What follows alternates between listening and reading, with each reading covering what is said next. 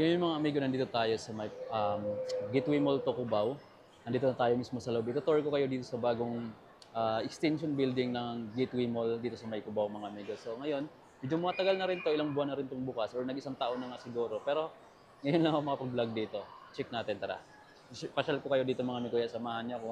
Mula dito sa pinaka-taas, papunta tayo sa pinaka-ground floor. Let's go. Dito ko lang po ng floor, pero may mga sneaker store dito. Tapos dito sa taas, I'm not sure kung anong floor siya, mga kainan naman. Dito yung mga classic strawberry, may akimatsu, tendon. Meron siya nito mga amigo, yung mga ramen, yan, dami. Dito yan sa parang third floor. So, dito oh, bagong bukas lang itong mga kainan dito. Diba? Tapos may CR dito sa kabila. Ito yung may maganda rito. Ay, ang ceiling nila na yan yung maganda. Daming kainan oh, dati nakasarado, ngayon bukas na mga amigo. Ayan. Dito tayo dadaan kasi may CR din dito. Ito pala. Yung area. Ang ganda rito. Dito tayo particular sa Gateway Mall Tocubao. Ito kasi hindi gumagalaw. Pero maganda tong ano dito sa taas. Yung ceiling nila. Ayan. Ngayon mayroong exhibit dito na may mga painting na naka-display. Ganda. Her times is now.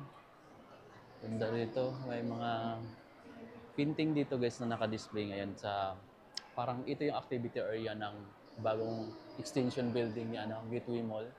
Tinatawag lang Gateway Mall Tocubao. Ganda niya no? Makikita niyo. Tapos meron dito mga painting na naka-display. No, gaganda no? Ganoon pa. Meron din doon dito. Ito Volcan May yun no? Tapos ayan, Araneta City, the city of first. Meron pa dito. Dami. Ito guys, so mayroon na silang palabas yung ceiling ni Gateway Mall to.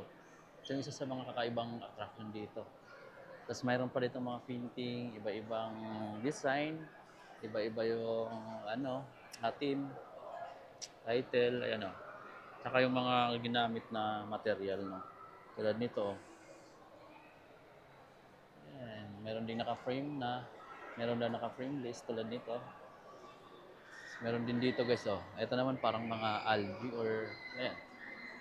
Yung ginamit niya parang mga yarn or mga sinolid. So yun oh.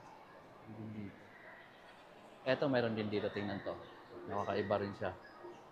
Ito yung mga painting nila. Parang sumakay din naman sila ng bangka tapos alon. Ito mga kapal yung ginamit. Tapos meron pa dito. Meron pa doon mas malaki oh. Ito naka-frame din. Meron din dito guys oh. Ito. Akala ko kasama yung aso. Ganda naman tingnan na. Naka-shade pa. O, diba? Cute ng aso. Dito lang to sa may Araneta Center. Sa may Gateway Mall Tocubao. Sa may bagong extension na Gateway Mall 2. So ngayon is ikot pa tayo sa ibang lugar dito. Dito pa rin sa loob. So puro mga presko yung mga or puro mga bagong bukas halos yung mga tindahan dito no. Mga fresh open. Oris, ito Flying Tiger. Di ko alam kung ano mga tinda nito pero yan yung mga tinda nila. Parang mga Korean or mga Japan, ayan. Parang mga ang dami na nagsiputang mga ganyang klaseng no. Kung anong-anong mga gamit pang bahay.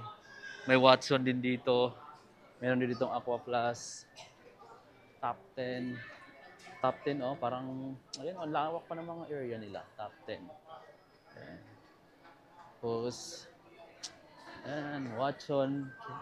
Yung mga Watson, ang lalaki ng mga space nila eh. So alam niyo naman kung ano yung mga tinda dyan sa Watson. Ganda guys oh. Ano na mga yung mga artista dito, yung mga Koreano guys no. Oh, Tripology, puro mga travel bag, K-Swiss na brand ng sneakers, saka mga t-shirts, ayan. Ito magbubukas pa lang siya, oh, KKB 1200 Lifestyle, Palladium, bukas na dito. Meron itong Happy Skin, Kenny Rogers, meron pa sa taas, no? Tapos ito, Block Cosmetics, guys, ayan, sa mga pambabae, sa mga hiling mga. Ito, meron pa dito. Alam ko meron pa dito sa pinaka. Tapos may kids na brand. Ito yung papunta sa pinaka main building or yung unang bukas or unang mall dito, yung gateway lang.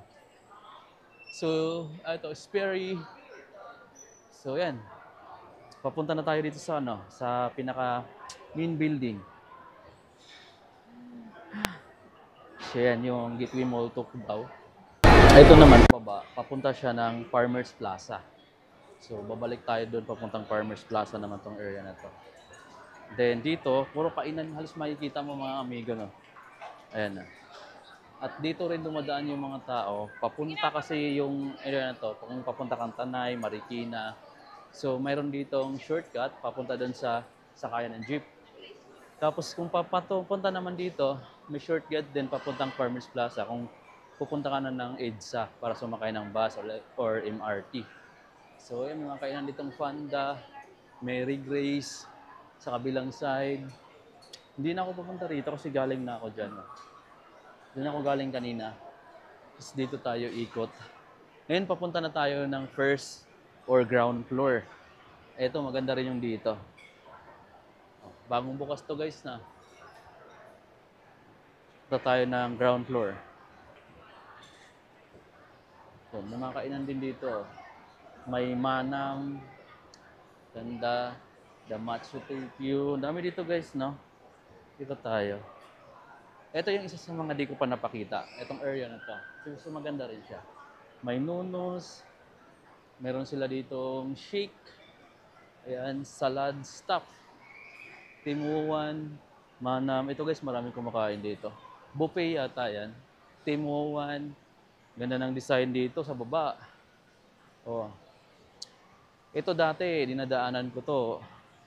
Ano pa to dito eh. Ngayon, ang ganda na. Diba? Farmers Plaza na yung tapat. Diba? Ang ganda. Smarts Araneta Coliseum naman to.